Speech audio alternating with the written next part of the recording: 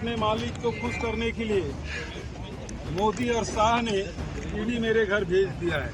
ED ने एक बार फिर से छत्तीसगढ़ के पूर्व मुख्यमंत्री और कांग्रेस के वरिष्ठ नेता भूपेश बघेल के भिलाई स्थित आवास पर छापेमारी की। यह कार्रवाई उनके बेटे चैतन्य बघेल से जुड़े कथित शराब घोटाले और उसमें हुई मनी लॉन्ड्रिंग की जांच के सिलसिले में की गई। ईडी के अधिकारियों के अनुसार यह छापेमारी prevention of money laundering act (PMLA) के तहत की गई है।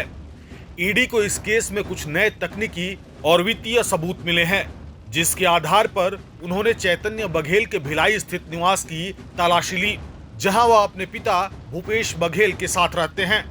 बता दें कि ईडी इसी साल मार्च में भी चैतन्य बघेल के ठिकानों पर छापेमारी कर चुकी है। उस वक्त भी मनी लॉन्ड्रिंग की जांच के तहत कई दस्तावेज और डिजिटल डेटा कब्जे में लिया गया था। अब एक बार फिर छापेमारी यह संकेत देती है कि जांच एजेंसी के पास कुछ ठोस और ताजा सुराग हाथ लगे हैं। ईडी ने पहले ही सार्वजनिक तौर पर यह बयान दिया था कि चैतन्य बघेल शराब घोटाले से जुड़ी अपराध की आय का संभावित लाभार्थी हो सकते हैं। जांच एजेंसी का दावा है कि इस शराब घोटाले के चलते छत्तीसगढ़ सरकार को 21,000 करोड़ रुपए से अधिक का वित्तीय नुकसान हुआ और यह रकम कथित शराब सिंडिकेट के लाभार्थियों की जेब में चली गई। ईडी की इस छापेमारी को लेकर बघेल का भी बयान आया।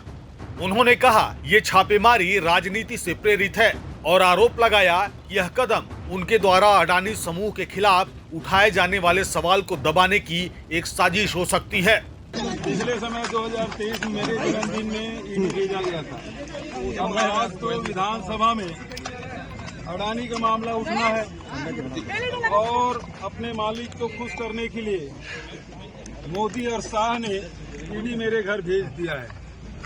हम लोग डरने वाले नहीं हैं, न झुकने वाले हैं। ये कितना भी ताकत लगा ले, भूपेश बघेल न टूटेगा न झुकेगा।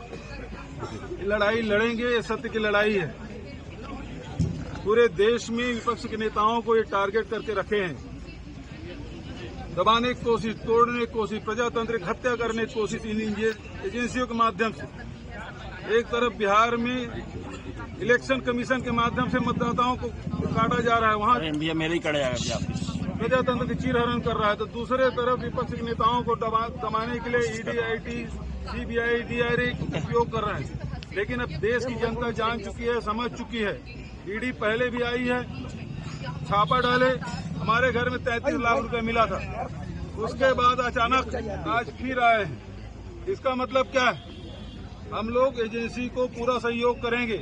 इनको विश्वास हो न हो, हमको लोकतंत्र में विश्वास है, हमको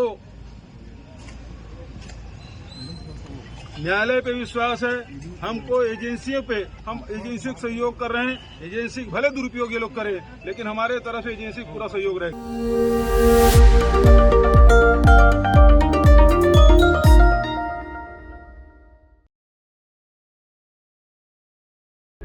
प्रभातखबर.com, विश्वास वही, रफ्तार नहीं।